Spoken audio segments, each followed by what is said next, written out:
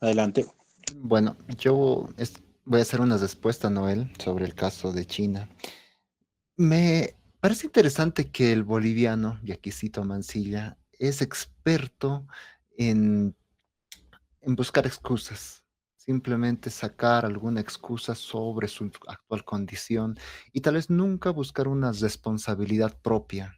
Yo entiendo que el caso de China es interesante a día de hoy porque todos los medios están hablando, los megaproyectos que tiene. No es un fruto tan ancestral que podría existir desde hace muchos años y siglos y que nosotros somos jóvenes, sino que en realidad tiene procesos específicos, tiene procesos puntuales por los que ha pasado.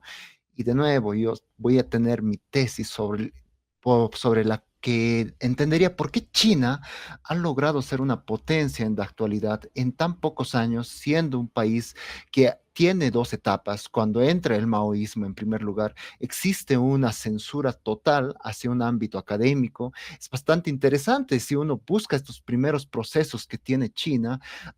En la China de Mao comunista, se prohíben las humanidades, se prohíbe la filosofía, la sociología, la psicología, porque entendían que eran conocimientos de índole burguesa. Prácticamente nosotros estaríamos de alguna manera encajando tal vez en este modelo chino comunista de sus inicios. Y es a partir de los 70 cuando entra este Deng Xiaoping, que es el inicio del cambio del modelo chino, que a día de hoy prácticamente es el hegemónico y le puede ser a la par a Estados Unidos, a Europa, a cualquier país prácticamente lo conoce. Todos entendemos tal vez la majestuosidad de lo que es a día de hoy geopolíticamente China. Es prácticamente en esta etapa donde se desarrolla, abren las universidades, abren sus centros de investigación. Hong Kong, por ejemplo, es un fruto de lo que termina resultando de esta primera etapa del comunismo chino, donde muchos de ellos se escapan. Hay una censura total, China desaparece prácticamente de los rankings, ya sean de todo tipo, deportivos, académicos, de investigación, y es a partir de los 70 donde se configura esta nueva noción de la China como una identidad nacional que tiene que ser globalizante, que tiene que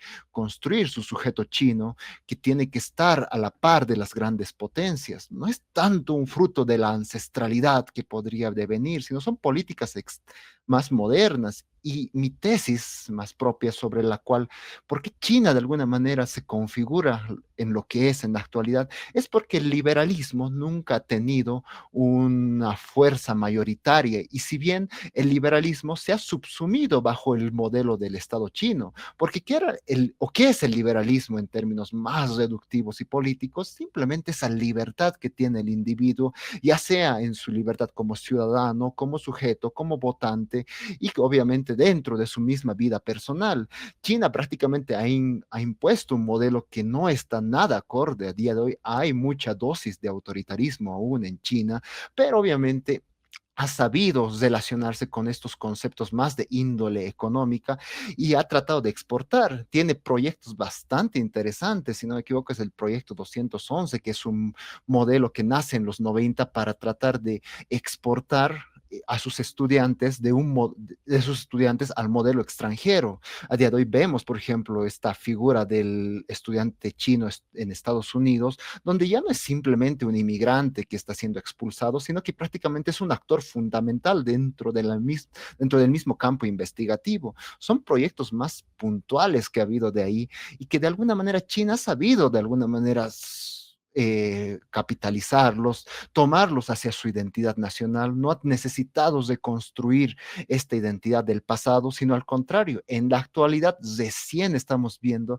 que está tomando en relevancia recién su figura milenaria, dado que años geopolíticamente el vínculo que tenía China era el África y en ese proceso nunca China prácticamente se ha dedicado a exportar su cultura, su nación, sino que ha sido prácticamente una relación comercial eficiente y obviamente viendo intención de la nación china, que era obviamente un triunfo comercial y accesoriamente una posición geopolítica que a día de hoy vemos los resultados que han sido eficientes y obviamente nosotros tal vez podemos mínimamente entender de que tenemos incrustado esta figura del liberalismo, aunque lo critiquemos, los rechacemos, hagamos bastante análisis crítico al neoliberalismo y al liberalismo, pero su presencia a día de hoy es bastante amplia, incluso el ámbito universitario. Nosotros somos frutos de este liberalismo que bien o mal tiene estas formas que de alguna manera retrasan el proceder de una nación ya desde un ámbito más colectivo, porque el liberalismo se pelea contra toda intención unificante de poder. Bien, a manera de complemento, es posible y también sacaría una conclusión en limpio de lo que fue este conversatorio. El modelo, vamos a llamarlo académico o de investigación que quizás tendríamos que trabajar o perfilar, no tendría por qué necesariamente compararse a otros modelos, llámese el chino, el ruso o este neoliberalismo que se nos ha venido encima y quizás nosotros somos producto también de ello. ¿Por qué tendríamos que necesariamente mirar hacia algún modelo para compararnos, un modelo externo, ¿no? No un modelo endógeno para compararnos y luego decir estamos bien o estamos mal en tal o cual campo? Es quizás un poco la crítica que Spengler, si no me equivoco, es el que desarrollaba, que dice que no, una cultura y una civilización como tal no puede mirarse y compararse a otra, porque no procede de esa matriz como tal. Nunca hemos pensado en que la China ha tenido que mirar a la Unión Soviética como su modelo a seguir. Ha caído y entonces la China ha apostado por lo suyo. Hoy en día la Rusia de Putin no está viendo en el modelo chino el modelo a seguir, sino, y ahí viene quizás el principio de nuevo de autonomía y sobre todo esta palabra y esta conceptuación de soberanía como tal también tiene que ver con este desarrollo de mirarse y compararse con la historia y con lo que nos viene de detrás, no de otros modelos, incluso vecinos, que para ellos les puede servir, para ellos desde su realidad les puede muy bien ir. Y sin embargo, para nosotros desde un espíritu crítico, y podríamos adelantar en sentido de plurinacionalidad como tal, no es el eficiente para nosotros, tomando un poco la palabra de Juan Manuel como tal. Bueno, compañeros, para palabras finales, si alguien quiere, y con eso ya iríamos cerrando. Ya hemos completado las 2 horas de conversatorio. Adelante, Anatoly, un cierre y ya.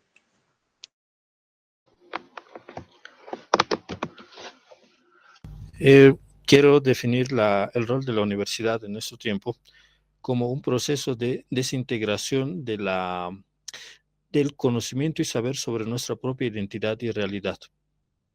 Asumo muy agradecido la crítica del compañero Noel, pero también recuerdo las clases que daba la señora Alison Spedding haciendo una lectura sobre el pasado de nuestro país.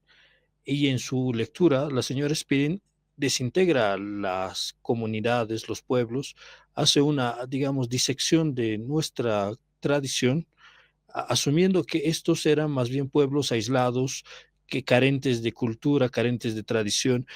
No es la visión más halagüeña la que tiene la señora Spedding sobre nuestra cultura. Yo defiendo la visión antropológica evolucionista, biologicista, que asume que no solo somos individuos netamente culturales, sino que nuestra biología, la determinación del medio sobre nosotros, precisamente nos determina como individuos y como determina el tipo de cultura que hemos llegado a desarrollar. Y este es un proceso de miles de años, no es una cuestión de una autointerpretación de uno mismo. Agradezco mucho, compañero Hayes. Hasta luego.